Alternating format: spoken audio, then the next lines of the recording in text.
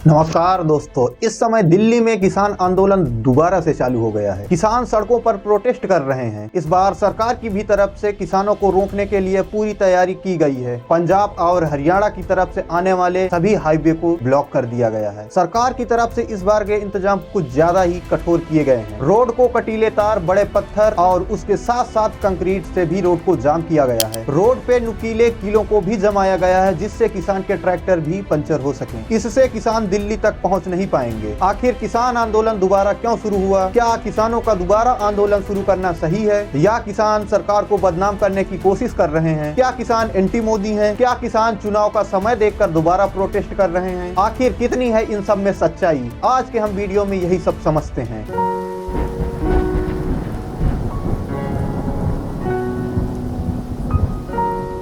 इस आंदोलन को समझने से पहले हम इससे पहले वाले किसान आंदोलन को एक बार फिर से समझते हैं। 17 सितंबर 2020 यह वह तारीख थी जिस दिन लोकसभा में 3 कृषि कानून पारित हुए थे। इसके बाद देश भर में किसानों के विरोध प्रदर्शन शुरू हो गए थे। यह आंदोलन में पंजाब, हरियाणा और पश्चिमी उत्तर प्रदेश के किसानों की ज्यादा भूमिका थी। इसके अलावा देश के लगभग हर एक क्षेत्र से किसानों का प्रदर्शन देखने को मिला। इस आंदोलन में राजस्थान के किसानों ने भी बड़ी संख्या में भाग लिया था। पंजाब, हरियाणा, राजस्थान व यूपी दिल्ली के पास है, यह भी एक कारण मान सकते हैं, क्योंकि किसान प्रोटेस्ट दिल्ली में हो रहा था। यह किसान आंदोलन 1 वर्ष से अधिक लगभग 380 दिनों तक चला। इस आंदोलन में कई उतार चढ़ाव भी देखने को मिले, खास तौर से 26 जनवरी का ट्रैक्टर मार्च, जिसमें काफी विवाद भी हुआ था। अंत में किसानों की बात सरकार ने मानी और सरकार द्वारा पारित किए गए 3 कृषि कानून वापस लिए गए। 11 दिसंबर 2021 को किसान आंदोलन खत्म हुआ। किसानों द्वारा अब तक का सबसे बड़ा व सबसे ज्यादा दिनों तक चलने वाला आंदोलन बन गया। इससे पहले भी कई किसान आंदोलन हुए, लेकिन इतने बड़े नहीं हुए। इस किसान आंदोलन में लगभग 734 किसान शहीद हुए। याददाश्त और जानकारी के लिए हम आपको बता दें कि यह किसान बिल क्या क्या थे। पहला किसान बिल कृषि उत्पादन और वाणिज्य विधेयक, संवर्धन और सुविधा। इसके मुताबिक किसान मनचाही जगह पे अपने फसल को बेच सकता है बिना किसी रुकावट के। दूसरे राज्य में भी फसल बेच सकते हैं और खरीद सकते हैं। इसका मतलब है कि एपीएमसी के दायरों के बाहर भी फसलों को खरीदा और बेचा जा सकता है। साथ ही फसल की बिक्री पर कोई अतिरिक्त टैक्स नहीं लिया जाएगा और इसमें ऑनलाइन फसल बिक्री की भी अनुमति होगी। इसमें किसानों को अच्छे दाम भी मिलेंगे। दूसरा बिल क्या था, ये भी देखते हैं। मूल्य आश्वासन और कृषि सेवाओं पर अनुबंध विधेयक। इसमें देश भर में कॉन्ट्रैक्ट फार्मिंग को लेकर व्यवस्था बनाने का प्रावधान था। फसल खराब होने पर उसके नुकसान की भरपाई किसानों को नहीं बल्कि एग्रीमेंट करने वाले पक्ष या कंपनी को करानी होगी। किसान कंपनी को अपनी कीमत पर फसल को बेचेगा, इससे किसानों की आय बढ़ेगी। यह सरकार द्वारा कहा गया था। तीसरा बिल था आवश्यक वस्तु संशोधन बिल। इसमें अब खाद्य तेल, तिलहन, दाल, प्याज और आलू जैसे कृषि उत्पादों से स्टॉक लिमिट हटा दी गई है। बहुत जरूरी होने पर ही इसमें स्टॉक लिमिट लगाई जाएगी। इसमें स्टॉक, स्टोरेज और डिस्ट्रीब्यूशन पर सरकार का कोई नियंत्रण नहीं होगा। यह बिल पास होने पर सरकार की तरफ से यही बताया गया था। अब इसके विरोध का क्या कारण था, यह जानना बेहद ही जरूरी है। इन बिलों में किसान और छोटे व्यापारियों को एपीएमसी मंडियां खत्म होने की आशंका थी। इन बिलों में कहा गया है कि किसान अब एपीएमसी मंडियों के बाहर किसी को भी अपनी उपज बेच सकता है, जिस पर कोई अतिरिक्त शुल्क नहीं लगेगा। इसमें छोटे व्यापारियों को शंका है कि जब मंडी में कोई नहीं आएगा तो मंडी बंद होने की शंका है। यहाँ पर एपीएमसी क्या है यह जान लेते हैं। एपीएमसी मतलब एग्रीकल्चर प्रोड्यूस मार्केट कमेटी। यह एक कृषि विपणन समितियां हैं। इन समितियों का उद्देश्य है कि अनिश्चितताओं से किसानों को बचाया जाए, मतलब किसानों के बीच धोखाधड़ी न हो सके। अब इधर किसानों को भी यह डर था कि एमएसपी पर फसलों की खरीद सरकार बंद कर देगी। अब यहाँ पर एमएसपी क्या है ये भी जान लेते हैं। एमएसपी यानी मिनिमम सपोर्ट प्राइस, यानी न्यूनतम समर्थन मूल्य। यह वह दर है जिस पर सरकारी एजेंसियां किसान से फसल खरीदती हैं, क्योंकि नए बिल में एमएसपी की कोई बात नहीं की गई थी कि मंडी के बाहर जो खरीद होगी वह न्यूनतम सपोर्ट प्राइस के नीचे नहीं की जाएगी। किसानों का कहना है कि अगर कोई प्राइवेट कंपनियां इस क्षेत्र में उतर रहा है तो यह नियम होना चाहिए कि वो एमएसपी के रेट से कम में नहीं खरीदेगा। इस बिल में कॉन्ट्रैक्ट फार्मिंग के बारे में भी कहा गया था। इसमें किसानों का कहना है कि अगर कोई विवाद किसानों और कंपनियों के बीच में हो रहा है तो किसान सिर्फ एसडीएम के पास ही जा सकता है। इससे पहले किसान कोर्ट तक जा सकता था। इन्हीं सभी बातों को लेकर किसान प्रोटेस्ट कर रहे थे। किसान बिल वापस लेने के बाद सरकार की तरफ से कहा गया था कि जल्द ही समितियां बनाकर एमएसपी पर नियंत्रण किया जाएगा। किसान बिल वापस लेने का यह भी एक कारण मान सकते सकते हैं कि लखीमपुर खीरी विवाद में बीजेपी को ट्रोल किया जा रहा था तथा कई राज्यों में चुनाव भी आ गए थे। यह भी एक कारण हम मान सकते हैं। किसान बिल वापस लेने के बाद सरकार ने एमएसपी की व्यवस्था को ज्यादा कारगर और पारदर्शी बनाने के लिए 18 जुलाई 2022 को पूर्व कृषि सचिव संजय अग्रवाल की अध्यक्षता में एक 26 सदस्य की हाई लेवल कमेटी बनाई थी, लेकिन उसमें अब तक कोई बात नहीं बनी क्योंकि किसानों की एमएसपी की परिभाषा का तालमेल सरकार से नहीं मिल रहा। एमएसपी की कहानी 57 साल पुरानी है। 1965 में सेंट्रल गवर्नमेंट ने कृषि लागत मूल्य आयोग यानी CACP बनाया जो एमएसपी को तय करता है। पहली बार 1966-67 में सरकार ने किसानों से एमएसपी पर फसलें खरीदी थी। अभी सरकार 23 फसलों पर एमएसपी पर खरीद करती है। अभी आप सोच रहे होंगे कि अगर सरकार एमएसपी पर खरीद कर रही है तो फिर आंदोलन किस लिए? इसमें किसानों का कहना है कि जो सरकार एमएसपी दे रही है वो स्वामीनाथन आयोग के हिसाब से दे। सरकार एमएसपी पर गारंटी दे, उसको कानून बनाए। एमएसपी से कम कीमत पर कोई भी व्यापारी अनाज को न खरीदे। बात यह है कि एमएसपी पर अभी तक कोई कानून नहीं बना है। सरकार चाहे तो रेट बढ़ा सकती है, सरकार चाहे तो रेट घटा भी सकती है। स्वामीनाथन आयोग 2004 में बनाया गया। इसमें लागत पर 50% अधिक एमएसपी की सिफारिश की गई थी। हालांकि इस रिपोर्ट को लेकर विवाद भी है। स्वामीनाथन की रिपोर्ट के अनुसार यदि किसी फसल को उगाने में 1000 रुपए का खर्च आता है तो 50% ज्यादा यानी 1500 रुपए एमएसपी में उसको खरीदा जाए। अब सवाल यह है कि लागत कैसे तय की जाए, यह अभी भी क्लियर नहीं है। एक नियम यह है कि किसान का सीधा खर्च मतलब बीज, खाद, कीटनाशक, मजदूरी, खेत का किराया, सिंचाई आदि शामिल है। दूसरा फार्मूला है कि सीधे खर्चों के साथ परिवार वालों का परिश्रम भी शामिल किया जाए। इसमें आप लोगों के हिसाब से क्या होना चाहिए, आप अपने विचार कमेंट में जरूर बताएं। इस बार किसान आंदोलन 2.0 एमएसपी की मांग के साथ और कई मांग के साथ आंदोलन की शुरुआत की है क्योंकि सरकार द्वारा बनाई गई समिति एमएसपी में अभी तक निर्णय नहीं लिया है। इसी मांग के साथ और भी मांगे हैं जो किसान चाहते हैं। इसके पहले हम आपको यह भी बता दें कि जब पहला किसान आंदोलन खत्म हुआ था तो केंद्र सरकार ने क्या वादे किए थे। इसमें एक था कि आंदोलन से जुड़े और पराली जलाने के मामले में दर्ज सभी केस वापस लिए जाएं। किसानों के मुताबिक सरकार ने आश्वासन दिया था कि एमएसपी के नए ढांचे पर काम करने के लिए समिति का गठन किया जाएगा। समिति में अधिकारियों के अलावा किसान नेताओं को भी शामिल किया जाएगा। इसके अलावा पंजाब सरकार की तर्ज पर हरियाणा और उत्तर प्रदेश सरकार भी मृतक किसानों को मुआवजा देगी। लेकिन अब किसान संगठन कह रहे हैं कि सरकार ने जो वादे किए थे वह पूरा नहीं किया है। इस बार किसानों की क्या मांग है इसको भी जान लेते हैं। इसमें पहली मांग है कि सरकार डॉक्टर स्वामीनाथन आयोग की सिफारिशों के अनुकूल सभी फसलों के लिए न्यूनतम समर्थन मूल्य यानी एमएसपी के लिए कानून बनाए। ये मांग पहले किसान आंदोलन में भी थी। दूसरी मांग किसान मजदूरों के लिए पूर्ण कर्ज माफी समेत एक व्यापक ऋण राहत कार्यक्रम लागू किया जाए। तीसरा है राष्ट्रीय स्तर पर भूमि अधिग्रहण कानून 2013 को बहाल किया जाए जिसमें किसानों से लिखित सहमति की जरूरत होती है। कलेक्टर रेट से 4 गुना ज्यादा मुआवजा दिया जाए। चौथी मांग है किसानों और 58 साल से अधिक आयु के खेतिहर मजदूरों के लिए प्रतिमाह पेंशन देने की योजना बनाई जाए। पांचवी मांग है पहले किसान आंदोलन के दौरान जान गंवाने वाले किसानों के परिवार को मुआवजा दिया जाए और उनके परिवार को एक रोजगार भी दिया जाए। अगली मांग है कि लखीमपुर खीरी हिंसा के पीड़ितों को न्याय मिले। अक्टूबर 2021 में घटी इस घटना में 8 लोगों की जान चली गई थी। सोमवार 12 फरवरी को सुप्रीम कोर्ट ने इसी मामले में केंद्रीय मंत्री अजय कुमार मिश्रा के बेटे आशीष मिश्रा को दी गई अंतिम जमानत और बढ़ा दी है। अगली मांग है कृषि वस्तुओं, दूध उत्पादकों, फल सब्जियों पर आयात शुल्क कम करने के लिए भत्ता बढ़ाया जाए। इसकी अगली मांग है महात्मा गांधी ग्रामीण रोजगार गारंटी अधिनियम मनरेगा को बढ़ाया जाए, दिहाड़ी 700 रुपए की जाए और सालाना 200 दिन का रोजगार दिया जाए। इसे भी कृषि विधियों के साथ एकीकृत किया जाए। अगली मांग है बीज गुणवत्ता मानकों को सुधार किया जाए। नकली बीज, कीटनाशक और उर्वरक बनाने वाली कंपनियां पर सख्त कार्रवाई की जाए। इसके अलावा है कि बिजली की बराबर सप्लाई की जाए। इसमें आप लोगों का क्या कहना है कि सरकार को एमएसपी किसानों को देनी चाहिए या नहीं देनी चाहिए? इसमें आप अपने विचार कमेंट में दे सकते हैं। वैसे